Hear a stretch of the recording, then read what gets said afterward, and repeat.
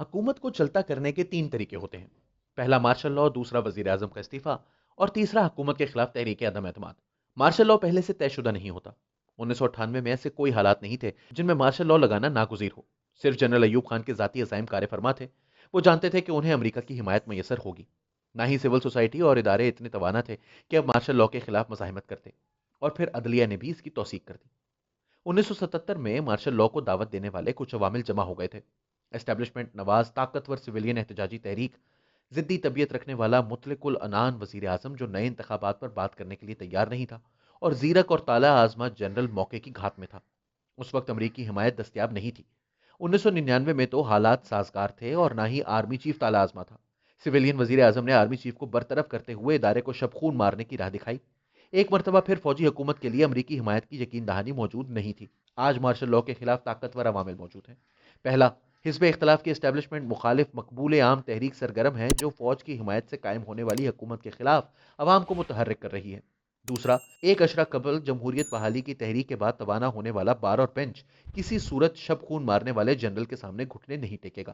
اس ضمن میں مشرف ٹرائل اور قاضی فائز عیسیٰ کیس کی مثالیں ہمارے سامنے ہیں۔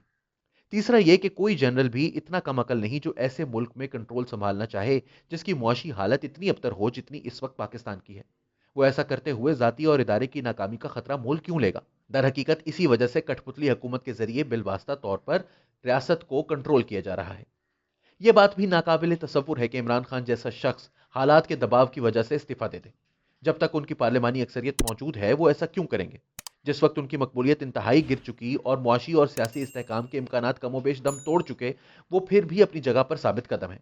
جب عمران خان اور اسٹیبلشمنٹ مل کر نواز شریف کے خلاف میدان میں تھے تو بھی نواز شریف کے قدم نہیں ڈگمگائے تھے، تو پھر عمران خان ایسا کیوں کریں جب اسٹیبلشمنٹ حزب اختلاف کو ہدف بنانے میں ان کی حمایت کر رہی ہے؟ اس کے بعد تیسرے امکان کے طور پر تحریک عدم اعتماد ہی باقی رہ جاتی ہے، لیکن تاریخ بتاتی ہے کہ اس میں کامیابی کے لیے مخصوص شرائط درکار ہیں۔ پہلی شرط یہ ہے کہ اراکین پارلیمنٹ اور اتحادی بغاوت پر آمادہ ہوں۔ دوسری یہ کہ حکومت اتنی غیر مقبول ہو چکی ہو کہ حزب اختلاف پارلیمنٹ کے اندر اور باہر عوامی حمایت حاصل کر سکے۔ تیسری شرط یہ کہ اسٹیبلشمنٹ اس کے خلاف عملی طور پر متحرک نہ ہو۔ موجودہ صورتحال میں پہلی دو شرائط پوری ہو سکتی ہیں بشرط یہ کہ اسٹیبلشمنٹ کی طرف سے اشارہ آ جائے کہ وہ اس کی حمایت کے لیے تیار ہے۔ یہ ہے آصف زرداری کی سوچ کا نچوڑ۔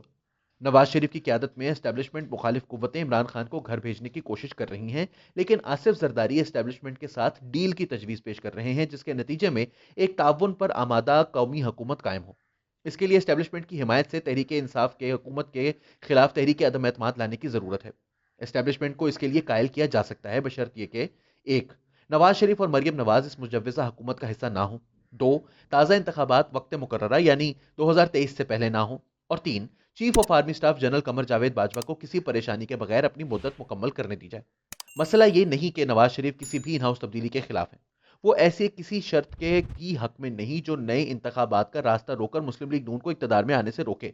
وہ ہرگز نہیں چاہتے کہ نون لیگ کسی قومی حکومت کا حصہ بنے، کیونکہ اس صورت میں حکومت میں شامل شراکت داروں کی باہم لڑائی اور ناقص گورننس کی وجہ سے عوامی اشتعال کا نشانہ بننا پڑے گا۔ اس سے انتخابی کامیابی کے امکانات کو زک پہنچتی ہے۔ در حقیقت یہ فارمولا پیپلز پارٹی کے لیے سازگار ہے۔ یہ سندھ میں اپنی حکومت رکھتے ہوئے مرکز میں بلاول بھٹو کی قیادت میں قومی حکومت میں شریک ہو سکتی ہے۔ پی ڈی ایم میں تنازع کی بنیادی وجہ یہی ہے۔ پیپلز پارٹی ان ہاؤس تبدیلی چاہتی ہے جس کے نتیجے میں اسٹیبلشمنٹ کی طرف جھکاؤ رکھنے والی قومی حکومت وجود میں آئے، اور پیپلز پارٹی ہی 2023 تک اس کی قیادت کرے۔ مسلم لیگ نون عمران خان کو استعفیٰ دینے پر مجبور کرتے ہوئے یا ان ہاؤس تبدیلی کے ذریعے انتخابات کا فوری انعقاد چاہتی ہے۔ اسے انتخابات میں بھرپور کامیابی کا یقین ہے۔ آصف زرداری ایسی طے شدہ ڈیل چاہتے ہیں جو ان کے لیے سازگار ہو۔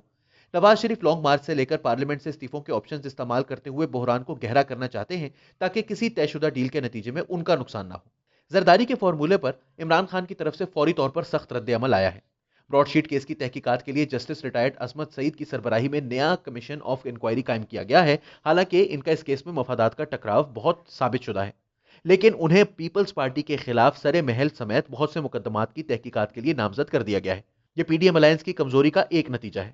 نواز شریف کا فارمولا کامیابی کے بہتر امکانات رکھتا ہے۔ اس کے لیے مارچ اور اپریل میں اجتماعی طور پر استعفے دیے جائیں۔ یہ اقدام اس ہائبرڈ بندوبست کے آئینی جواز کو زک پہنچا کر حکومت کی فعالیت کو مفلوج کر دے گا۔ اس کے بعد اگلے 100 دنوں کے اندر ضمنی انتخابات کی کوشش کو پی ڈی ایم روک سکتی ہے، یا یہ انتخابات جیت کر ایک بار پھر استعفوں کا ہتھیار استعمال کر سکتی ہے۔ یہ صورتحال اسٹیبلشمنٹ کو اپنی حکمت عملی پر نظر ثانی کرنے پر مجبور کرے گی کہ وہ عمران خان جیسے غیر فعال لیڈر کی حمایت سے دستکش ہو جائے۔ اس وقت تک ممکن ہے کہ اسٹیبلشمنٹ کی نواز شریف اور مریم نواز کی مخالفت میں بھی کمی آ جائے اور دوسری طرف سے بھی قمر جاوید باجوہ کو قبول کر لیا جائے۔ اس سے ملک موجودہ دلدل سے نکل کر آگے بڑھ سکتا ہے۔ اس سے صاف ظاہر ہے کہ ملک میں سیاسی جمود ٹوٹنے کا فوری طور پر کوئی امکان نہیں۔ Asif Zardari P D M میں موجود اپنے شراکت داروں کو لانگ مارچ اور استعفوں کو آپشن ترک کرنے پر مجبور نہیں کر سکتے، چاہے پیپلز پارٹی اس کا حصہ نہ بھی بنے۔ لیکن پھر مارچ میں ایسا مرحلہ آئے گا جب اسٹیبلشمنٹ اور پیپلز پارٹی دونوں کو اپنی اپنی حکمت عملی سے دستبردار ہونا پڑے گا۔ ان ہاؤس تبدیلی سے بھی کھیل کے ختم ہونے کا آغاز اس صورت میں بھی ان ہاؤس تبدیلی سے ہی ہوگا۔